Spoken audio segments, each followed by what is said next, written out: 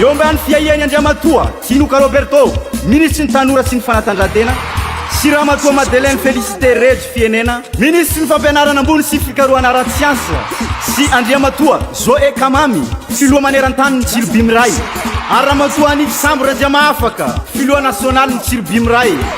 ny association Tsirobimy Ray de manolotra ho antsika baly bevata menabe tsy mivaky deuxième édition zay atao amin'ny cercle maisonnerana izay ho afanany artiste malaza Tans mena Kaleba Lutsvula nisy maro amin'ny 20 marsa 2024 avy zao manomboka amin'ny 9 vora mandognaly fandraisana anjara mirary de mirary ray alina ariary raty lay ny tantaran'olo fa mevia maro tsika Tsirobimy Ray manao rany